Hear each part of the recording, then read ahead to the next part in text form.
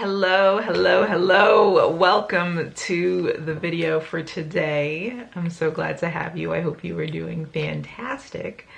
In today's video, I'm going to share with you 3 of my hacks on how to make any diet easier. And when I say diet, I don't mean weight loss necessarily. I mean anything. Like, as you guys know, I've been experimenting with the Warrior Diet, which, by the way, I'm still on. I'll be doing an update video in the future about it. I'm loving it. But just any diet, any type of variation, any type of change. And this can even be taken outside of dieting. This could be taken into starting a new workout regimen. It could be taken into anything, any new endeavor. 3 hacks to make it easier, okay? So right over here I have my notes so I can stay on track and don't go veering off, because I'm good at that. And I'm gonna go through them one by one. So hack number 1 is minimize variation, okay? Now, what happens sometimes when we start new things is we get really excited about it, because the human brain has a tendency and a drive towards novelty, like newness, right? So you want to minimize variation so that you can conserve your decision fatigue. Lots of different options oftentimes creates anxiety. So selecting certain food or meals, certain food items, certain drink items beforehand, pre-selecting that, having that readily available, having it on a notepad, maybe having it on a notepad or whatever next to you, so you know your go-to meals. Maybe you have the macros calculated for it. You know, we're talking about diets in this video. Maybe you have the macros calculated for it already. I assume most of you probably know what MyFitnessPal is by now. It's a fitness, or it's an app that you can track your calories in, you can track your exercises, that sort of thing.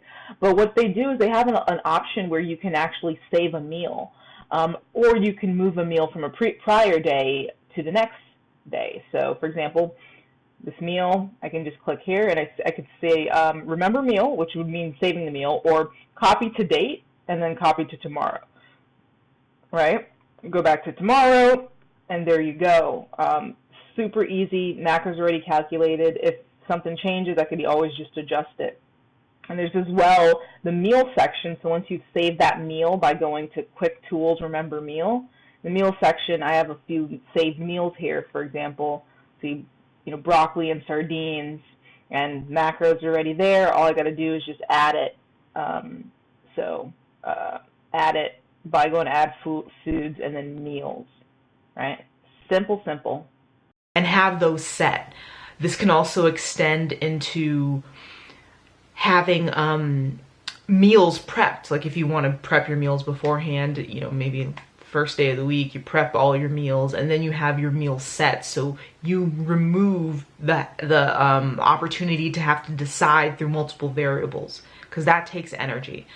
Typically when we're starting a new diet, there's 2 things. There's the psychology of it, and then there's the physical nature of it, and what our body's doing and how our body responds to this new adjustment, whether it be low calories, whether it be high fat, whether it be high carb, whatever it is. So one, we can't really control the physical aspects. Our body's going to do what it has to do, and we may have all these different physical discomforts, but we can't control that. What we can control is our psychology. Okay, so that's why we have to be on top of our energy in starting this new endeavor. Newness takes energy. Okay, that's why a lot of us tend to like just doing the same thing. We're creatures of habit. So number 2, intermittent fasting. Once again, the same concept of decision fatigue.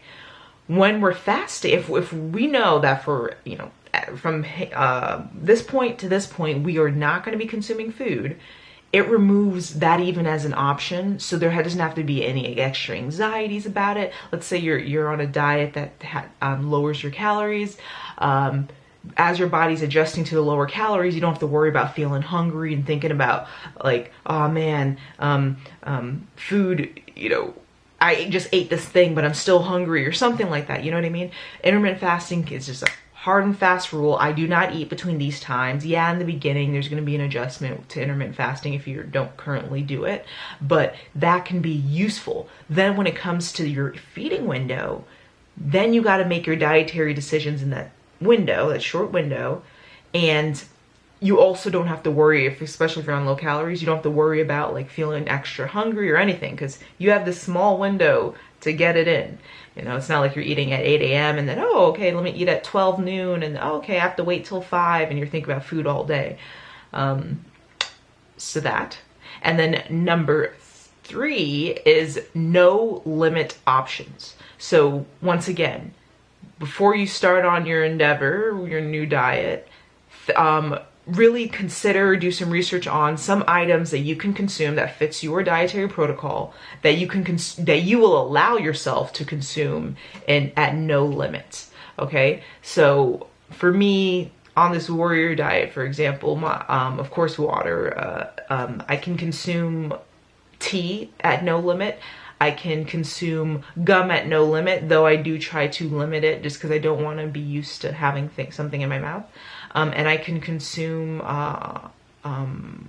coffee at no limit, which I do try to limit as well, just to not have lots and lots of caffeine. So those are some of my no limit items that I don't try to be extra controlling about, because remember, now we're starting this new thing. We're controlling our diet, this new, protocol we're enforcing. We don't want to be extra restrictive on the small things, because that's what tends to overwhelm us, right? We want to be strict on that, and then have something that we can be kind of passive about and just laissez-faire with, okay? So those are my 3 hacks. Once again, I'm going to go over them. Number 1, minimize variation. Just set meals, okay?